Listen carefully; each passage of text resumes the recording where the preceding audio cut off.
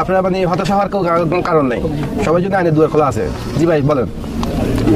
আমি যখন পরিমাপ করতে আসি, আমার যে পক্ষ আমাকে আজকে তার পরিমাপ করার জন্য সরজমিনে এনেছেন, সরজমিনে আসার পরে আমি ওনার কাগজপত্র নকশা আমাকে উপস্থাপন করার পরে আমার কাছে যখন উপস্থাপন করছেন, আমি দেখলাম নিশ্চিন্তপুর মৌজার 949 নম্বর দাগে 40 ডিসিম সম্পত্তির মালিক সেরাজুলক। সেরাজুলকের মৃত সেরাজুলকের ওয়ারিশ হিসেবে ফজলুলক ওনার কাছে 28 ডিসিমের সম্পত্তি বিক্রি করছেন এবং একটা সাবকবলার দলিল আমাকে দেখালেন, একটা সৌদি দেওয়া আছে এবং এই দলিলের এগেনস্টে উনি ভূমি অফিস থেকে অনলাইন খতিয়ানভুক্ত করছেন। তাকে যে খতিয়ানটা দিয়েছেন, খতিয়ানের মধ্যে 28 ডিসি সম্পত্তি, তার দলিল নাম্বার কোন খতিয়ান থেকে আসছে, আগত খতিয়ান সহকারে বিস্তারিত বিবরণ উল্লেখ করে তাকে একটা অনলাইন খতিয়ান সৃজন করে দিয়েছেন। তার পূর্ণাঙ্গ কাগজপত্র বিচার বিশ্লেষণ করিয়ে এসিলেন সাহেব তাকে খারিজ খতিয়ানটা দিয়েছেন। আর আমি আমার দূরদর্শী থেকে আমার যতটুকু ধারণা থেকে আমি দেখছি, এই বিএস 306 নম্বর খতিয়ান নিশ্চিন্তপুর মৌজার সঠিক। আইনগতভাবে এই খতিয়ানটা আদালত কর্তৃক বাতিল না হওয়া পর্যন্ত এখানে শতাধিক লোক বললেও হবে না, যতক্ষণ পর্যন্ত আদালত এই 306 নম্বর খতিয়ানের 949 নম্বর দাগের 40 ডিসিমের সম্পত্তি বাতিল বা পূর্বের যারা দাবিদার তাদের নামে খতিয়ানভুক্ত না হবে, ততক্ষণ পর্যন্ত এই খতিয়ানটা সঠিক। এই খতিয়ান বাতিল বলা যাবে না, সরকারিভাবে বাতিল হওয়া পর্যন্ত এই খতিয়ান লিগ্যাল চলবে। এই খতিয়ান থেকে যদি এই খতিয়ানের মালিক বা মালিকের ওয়ারিশ যদি কোনো দলিল দিয়ে থাকে, এই দলিলটা আমার দৃষ্টিতে সঠিক। এখন আমি সরজমিনে মারতে আসি, এখন যেখানে এটা দেখতেছি সেটা হলো যে পক্ষ দলিল দিয়া ওনার সম্পত্তির দাবি করতেছেন, আমি তো ওনাকে প্রতিপক্ষ মনে করি না। আমি ওনাকে প্রতিপক্ষ মানে উনি দলিল দিয়ে কিনছেন, উনি যাদের থেকে কিনছেন, যাদের থেকে উনি সম্পত্তিটা কিনছেন, তারা তাদের মালিকানা সঠিক করার পরে ওনাকে দলিল করে দিবেন বা অন্যত্র বিক্রি করবেন। কিন্তু উনি কি ওনাকে মালিকানাটা সঠিক করে দলিল করে দিয়েছেন কিনা? আমি একটা দলিল করলে হবে না, আমার এই দলিলের সঠিকতা থাকতে হবে, মালিকানা থাকতে হবে। আমার এই দলিলটা মালিকানা সঠিক থাকতে হবে। আমি অন্য একটা জমি তখন দিয়ে দিলাম, তখন অনেক কিছু আশেপাশে হইতো না, একটা দলিল হয়ে যেত। সম্ভবত উনি দলিলটা অনেক আগে করেছেন, 15 সাল আগে করেছেন, যার কারণে ওনার এই দলিলে উনি যে ডাক্তার 949 তাকে 77 আমাদের একটা খতিয়ান দেখেছে, 40 একটা খতিয়ান দেখেছে। 40 নম্বর খতিয়ানের মালিক হলো 40 নম্বর খতিয়ানের মালিক সেরাজুলক। হ্যাঁ, 306 নম্বর খতিয়ানের 306 নম্বর খতিয়ানের 1 একর 61 ডিসিমের সম্পত্তির একক মালিক সেরাজুলক।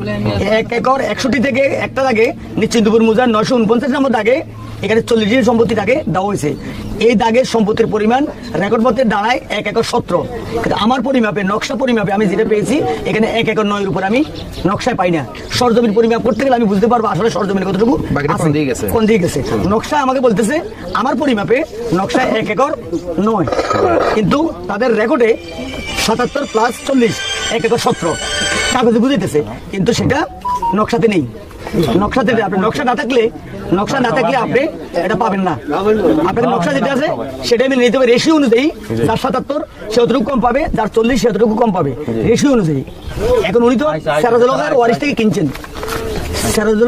কিনছেন, প্রতিপক্ষ যদি মনে করে এই ক্ষতির উপর তাদের আপত্তি, আদালত মামলা করতে পারেন। মামলা করবে কে? যাদের কাগজ আছে তারা দলিল গইতে করতে পারবেন না। দলিল গইতে কোনো এখানে বিষয় নয়, কিনছে দুইটা পক্ষ, ওদের কিছু করার নাই। মানে যারা মেইন মালিক ছিল তাদের বিরুদ্ধে আপনি অভিযোগ দিবেন যে তারা আমাকে এই সম্পত্তি থেকে বঞ্চিত করছে, আমাকে একটা দলিল দিয়েছে।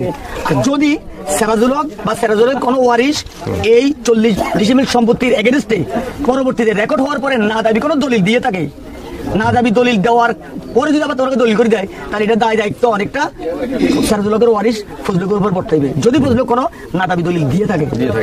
আর না দাবি দলিল না দিয়ে না থাকলে তাহলে এটা আদালত কর্তৃক বাতিল না হওয়া পর্যন্ত ওনার ভূ সম্পত্তির দায়িত্ব আমার দৃষ্টিতে কোনো বাধা নেই। ঠিক আছে। ধরেন মাঠ পর্যায়ের আমিন সেটা আমরা 28 ধারায় করি, সেটেলমেন্ট ল 28। 29 ধারা আমরা করে আসার পরে 29 ধারা অ্যাডস্ট্যান্ড হয়, 30 ধারা আপিল অফিসার করেন, 31 ধারা হয়, বিভিন্ন কিছু হয়। এখানে মাঠ পর্যায়ে আপনাকে যেটা দিছে, এখানে আপনাকে দিছে 1 একর 10 949 দাগের সুফরা খাতুন নুরজামান সালে আহমদ, এটা মাঠ পর্যায়ে দিতেই পারে। আমার কথাটা শুনে আপনি জবাব দিন।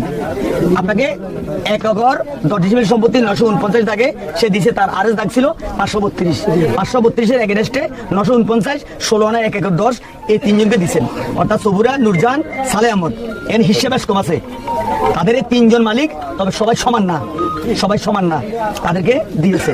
পরবর্তীতে এই খতিয়ানটা মাঠ পর্যায়ের এই খতিয়ানটা অ্যাডমিনিস্ট্রেশন অর্থাৎ 29 ধারা 30 ধারা সেটেলমেন্টে বিভিন্ন ধারা আছে, বিভিন্ন ধারা যাইয়া এটা পরিবর্তন হয়েছে, সংশোধন হয়েছে চূড়ান্ত ভাবে যাইয়া এই খতিয়ানটা এই ডিবি কিন্তু 198 ছিল, এটা হয়ে গেছে খতিয়ান নাম্বারটা হয়ে গেছে 280, ডিবি খতিয়ান 280। এই 280 ডিবি খতিয়ানে যাইয়া চূড়ান্ত মাঠ পর্যায়ের মধ্যে যেটা আসছে সেটা হলো কম্পিউটার পর্যায়ের আপনি এটা মাঠ পর্যায়ে শেষ, এটা মোটামুটি বাতিলের পর্যায়ে, এটা বাতিল, এটা অলরেডি বাতিল, হ্যাঁ এটা বাতিল, ঠিক আছে, বাতিল, ঠিক আছে। এটা